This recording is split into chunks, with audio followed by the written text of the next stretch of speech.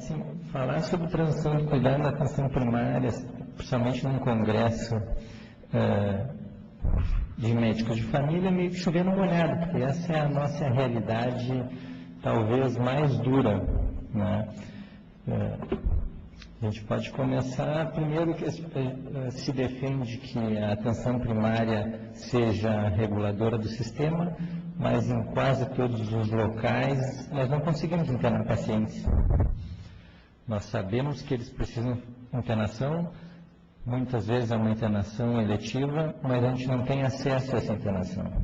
E daí nossos pacientes ficam reféns de um sistema que a única porta de entrada para o hospital é ou quando ele consegue ser referenciado para níveis secundários ou terciários de atenção, e daí consegue uma internação, às vezes a duras penas, porque tem que esperar para conseguir isso, ou quando ele consegue a porta de acesso mais comum, hoje da internação é a emergência, né? E nós sabemos como é que hoje funciona a nossa emergência. Então, em muito poucos lugares a gente consegue internar os pacientes quando a gente acha necessário.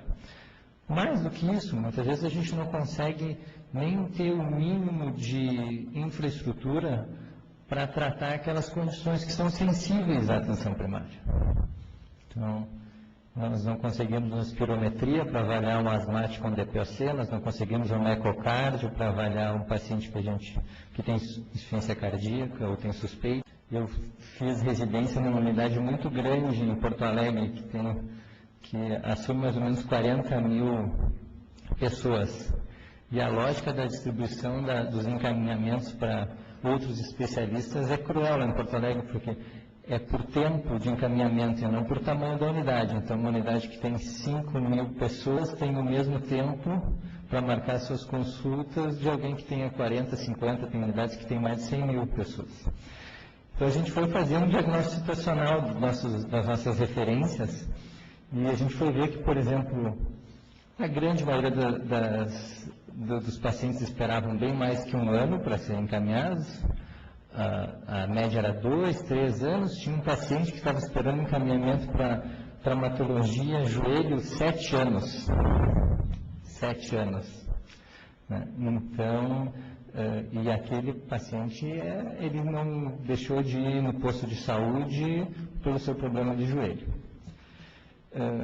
Falando um pouco mais do que o Breno falou brilhantemente, a questão da comunicação. Como seria bom se tivéssemos boas notas de altas?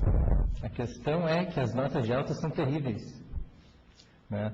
Muitas vezes nós recebemos os pacientes e não tem nada escrito. Tu não consegue nem entender qual é o diagnóstico, o que foi feito, qual é o plano terapêutico, quiçá há plano terapêutico. Um outro caso que eu me lembro que um paciente foi atendido por um cirurgião plástico no hospital de emergência e o cirurgião plástico fez um procedimento e disse para o paciente: não, tu tem que revisar com um cirurgião em um mês.